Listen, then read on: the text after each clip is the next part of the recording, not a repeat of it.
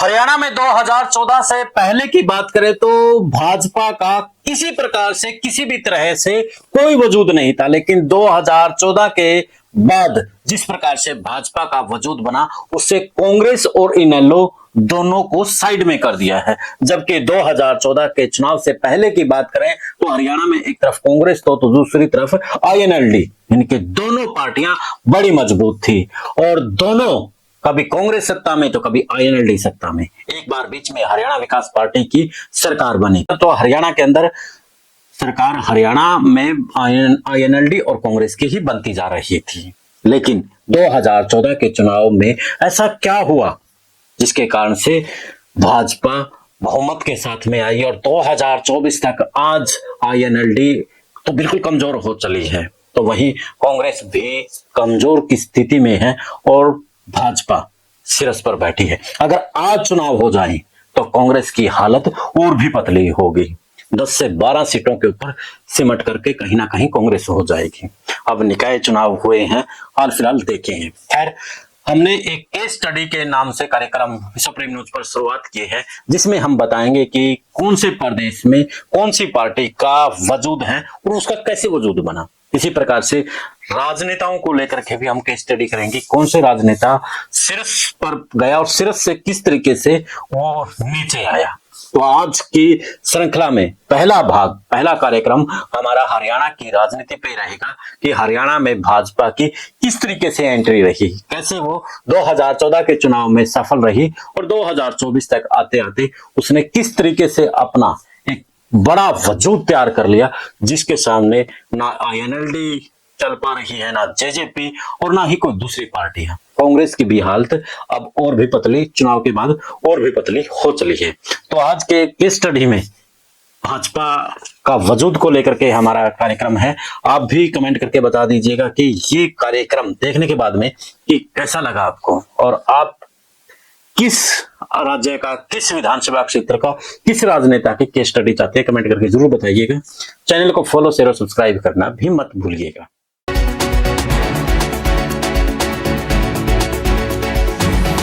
सभी को नमस्कार, राम राम। मैं कुलदीप खंडेलवाल, द विश्व प्रेम न्यूज। साथियों, बात करें 2014 के चुनाव से पहले के, तब हरियाणा में कांग्रेस मजबूत थी और दूसरी तरफ आईएनएलडी भी बड़ी मजबूत थी। हरियाणा में जाट बाहुल्य कहा जाता है और उसी का फायदा कहीं ना कहीं जो फायदा देख रहे थे वो भूपेंद्र सिंह हुड्डा देख रहे थे कि जो समुदाय ओम प्रकाश चौटाला की तरफ है उस समुदाय को मैं मेरी तरफ ले लूं। ये तभी तो उन्होंने शायद कहा था कि मैं पहले जाट और फिर सीएम हूं। उस समुदाय का एकदम से भूपेंद्र सिंह हुड्डा की तरफ झुकाव हुआ और जाट लीडर के तौर पर भूपेंद्र सिंह हुड्डा बड़े लीडर बनते नजर आए और ओम प्रकाश चौटाला को उसका नुकसान भी हुआ। 2014 के चुनाव में भाजपा भी समझ गई कि जिस तरीके से भूपेंद्र सिंह हुड्डा ने जाटों को अपनी तरफ किया है तो ठीक है, एक पूरा समुदाय कांग्रेस की तरफ हो जाएगा। यानी कि जब भूपेंद्र सिंह हुड्डा ने जो लफ्ज शब्द कहे थे उससे जो गैर जाट नाराज थे उसका भाजपा को फायदा मिल गया। हजका नई तब बनी थी जब भूपेंद्र सिंह हुड्डा से अलग होकर के कुलदीप बिश्नोई ने भी इसी के ऊपर काम किया था और गैर जाट को इकट्ठा करने में वो कामयाब हो गए थे।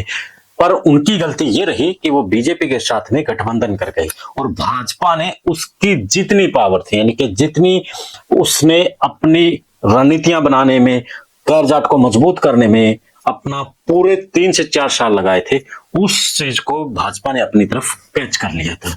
और दूसरी तरफ जो भाजपा ने रणनीतियां चली थी, उन्होंने अपना सीएम प्रोजेक्ट नहीं किया। चारों तरफ सीएम को लेकर के एक शगुफा बना दिया। एक तरफ करनाल से मनोहर लाल खट्टर का, दूसरी तरफ महेंद्रगढ़ से रामविलास शर्मा, नारनौल से जहां कैप्टन है अभिमन्यु, जज्जर से ओम प्रकाश धनखड़, टोहाना से सुभाष बराला, से कई नामों को लेकर के चर्चाएं थी कि इनको सीएम बनाया जा सकता है। सभी जो जनता थी वो चाह रही थी कि हमारे क्षेत्र को सीएम सिटी का दर्जा मिले, हम सीएम सिटी में रहें। इसलिए जो गैर जाट वोट बैंक के साथ में सीएम का नाम का भी जबरदस्त फायदा मिला था और उसके साथ में तड़का तब अमित शाह ने लगा दिया था जब डेरा का जो वोट बैंक था उसको भी अपनी तरफ अंतिम समय में कर लिया था। कुछ ऐसी सीटें थी जिस पर जो मार्जिन था हार जीत का वो यानी कि थोड़ा सा था। जैसे ही डेरा की तरफ से कॉल हुई उस वक्त की बातों के अनुसार, तो वो वोट प्रतिशत एकदम से भाजपा का बढ़ गया। और जो पार्टी हरियाणा में सत्ता की दहलीज से दूर बैठी थी, जिसका कोई नाम ही नहीं था, जिसका एक ही विधायक बनता रहा था, सिर्फ अनिल विज, वो सत्ता में आ गई। और जो आईएनएलडी लग रहा था कि वो सरकार बना सकती है, लेकिन भाजपा की रणनीति से वो विपक्ष में बैठ गई और कांग्रेस उस वक्त तीसरे स्थान पर आई थी।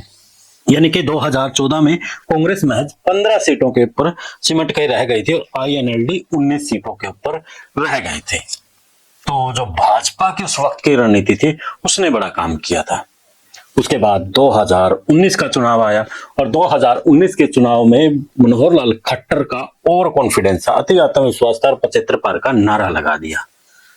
उस वक्त भी 2014 की जो रणनीति थी, क्योंकि 2014 में जहां भूपेंद्र सिंह हुड्डा ने अपनी तरफ में अपने समुदाय को कर लिया था, तो भाजपा ने दलित, ब्राह्मण, बनिया और ओबीसी के साथ में पंजाबी को अपनी तरफ कर लिया था।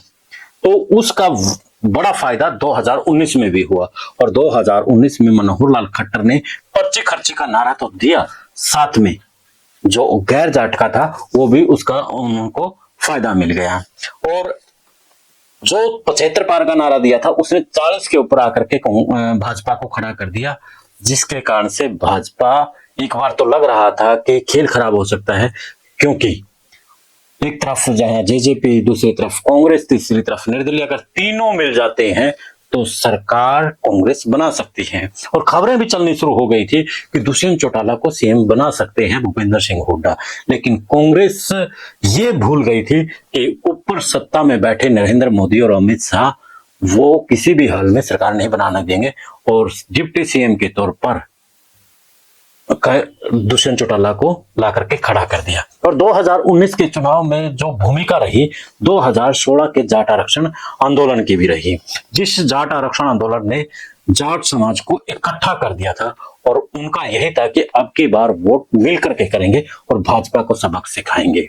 लेकिन भाजपा ने पहले ही रणनीति बना रखी थी और आईएनएलडी के साथ में जेजेपी का एक जन्म यानी कि उदय जेजेपी का करवा दिया था और देवीलाल की तरह एक प्रोजेक्ट दुष्यंत को किया गया और यह कहा गया कि देवीलाल का दूसरा रूप दुष्यंत चौटाला है। जो जाट समाज था वो दुष्यंत चौटाला की तरफ आ गया और कांग्रेस से वो वोट बैंक छिटक गया, जिसके कारण से दुष्यंत चौटाला 10 सीटों के ऊपर आकर के खड़े हो गए और कांग्रेस से जो सत्ता से दूर हो गई, यानी कि बहुमत से उस वक्त दूर हो गई। लगभग 31 सीटों के ऊपर भूपेंद्र सिंह हुड्डा सिमट करके रह गए थे। तो यानी कि 2014 में जिस पार्टी का वजूद नहीं था, फिर से 2019 में वो बहुमत के साथ में सरकार बना ली, गठबंधन से उसने सरकार बना ली। एक तरफ निर्दलियों का साथ ले लिया, दूसरी तरफ जेजेपी का साथ ले लिया और 5 साल तक मनोहर लाल खट्टर अपनी सरकार चलाते रहे।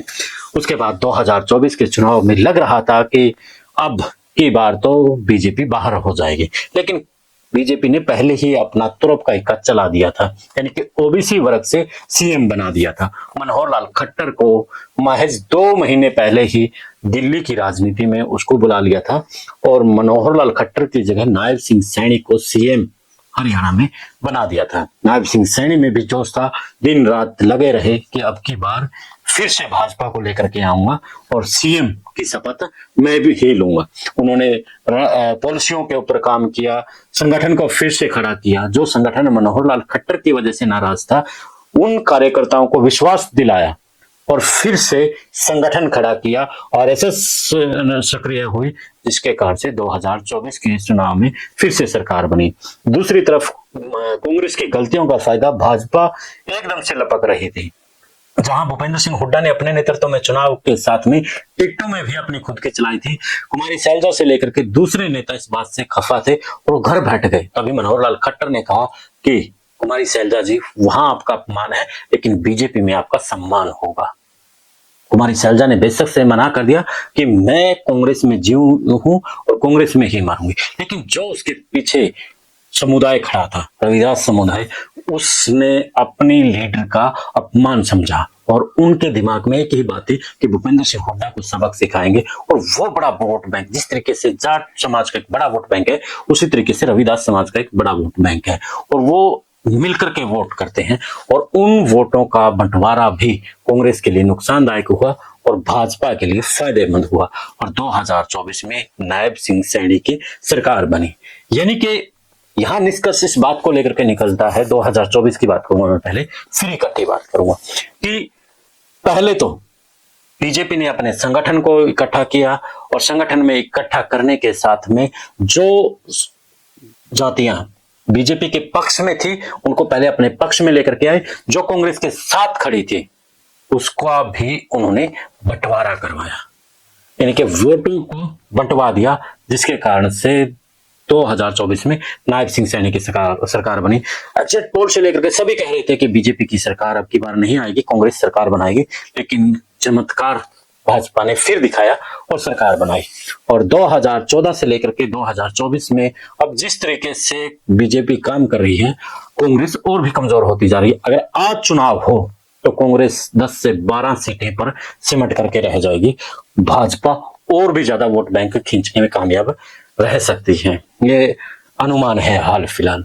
तो जिस भाजपा का हरियाणा में कोई वजूद ही नहीं था, 14 से पहले कोई बात ही नहीं थी, सिर्फ एक विधायक था, वो आज 48 विधायकों के साथ में फिर से सत्ता में है और मजबूत सरकार हाल फिलहाल हरियाणा में है। आज की केस स्टडी में हमारा यही विश्लेषण था कि बीजेपी ना वजूद रहते हुए भी 2014 के चुनाव में लड़ी और 24 तक आते आते एक मजबूत पार्टी बन गई, और जो बड़ी पार्टियां थी वो धड़ाम से नीचे गिर गई।